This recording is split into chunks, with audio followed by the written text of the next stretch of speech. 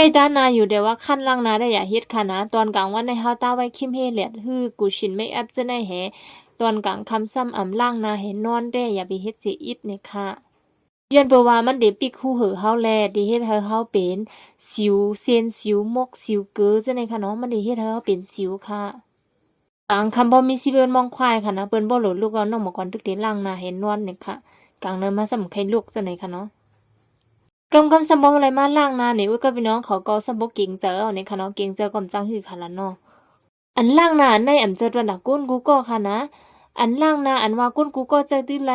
อันว่านั่นเหรียญขายคือค่ะเนาะติเตมันแน่มันมีอันล่างนาว่าตอนดานนาฟ้านาชูหายเนี่ยค่ะนะเพราะว่านาฟ้าก็มันนี่ไล่ดานนาฟ้าก็เพราะว่านาชูก็มันนี่ไล่ดานนาชูก็เนี่ยค่ะแต่ว่าอันล่างนาเนาะหมอก่อนเขาแน่ก้นเป็นปัญหาน้ำมันแห้งๆและออกตุ่มออกชิวอันนั้นก็นาแห้งมีทัดน้ำอันนั้นก็นาแพ้ง่ายนาคมนาหวังนาเลี้ยงจังได๋ค่ะนะเฮ็ดออกไว้ตอนหน้าก้นจังได๋ก้วยเนี่ยค่ะเพราะว่านาฟ้าเนี่ยเฮาคาเดมียานาฟ้ามันห่างก้วยนี่ค่ะเนาะยันเพราะว่าเนื้อปกอันล่างนาแน่เนี่ยมันดิป้าอันดีอินเครียนอันดีก่อนล่างปันไขมันดีผิวเนื้อนาเฮาไหลหลีเนี่ยค่ะยาก็มันดิป้าหมอยชาตึมปันทัดน้ำเฮาปว่าล่างยาวเนี่ยนาเฮาเนี่ยผึดเค็งโอนโนแหนลีอยู่ไว้ค่ะเนาะมันอิ่มน้ำม้อยจังได๋ค่ะนะ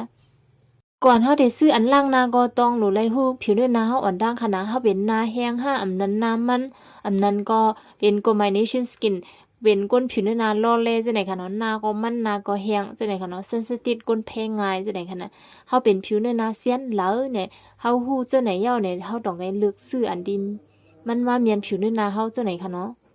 การสกินแคร์สเต็ปแน่เนี่ยจึงอันน้องอย่าซื้อเป็นที่สุดก็อันล่างหน้าในคณะสังเจว่าเฮาเลือกอันล่างหน้าถูกผิวเนื้อนาเฮาเนี่ยจึง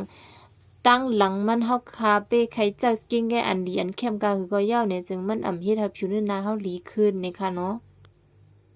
ตอนดาก้นมีนาชิวเขาในเนี่ยจึงสังเจว่าเฮาเอา salicylic acid and fish form นั่นค่ะเนาะล่างปันนาเฮาไหลหลียาวเนี่ยก็เฮาก็เอาเซรั่มมันตาเนี่ยค่ะเนาะเซรั่มอันไหนที่เป็นเซรั่มไนอาซินามายเนี่ยค่ะนะมันนี่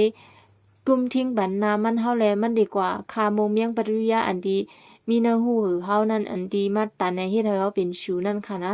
ย้อนเปว่ามันดีกว่าคาโมเมียงอันนั้นแล่นเนี่ยมังก้อนให้เพราะว่าตาย่อเนี่ยมันดีเสียบอิดๆเนี่ยค่ะเนาะดีเสียบที่คมอิดๆเนี่ยค่ะมือเดต้าไปยามตาเฮ็ดปอกกันค่ะเนาะ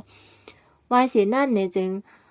มันมังก้อนเนี่ยมันติตื้อออกมาค่ะนะย้อนเปว่ายาย้อนเปยาเฮาแลมันดีตื้อพกออกมาจังไหนค่ะเนาะเพราะว่าเหมือนดังยามแพ้ไว้นึงแค่หนาวค่ะนะเหมือนดังว่าตุ่มชิวเฮาในตื้อออกมาจังไหนค่ะเนาะจังนั้นได้เนี่ยมันดีไปขำหมอกตาหลายวันละบ่ได้เจอตา3โมงเนี่ยค่ะเนาะเพราะว่าไหว้สิ3โมงย่อเนี่ยยาเนี่ยมันดีเฮ็ดให้หน้าเฮาใสขึ้นมาลอยๆเนี่ยค่ะ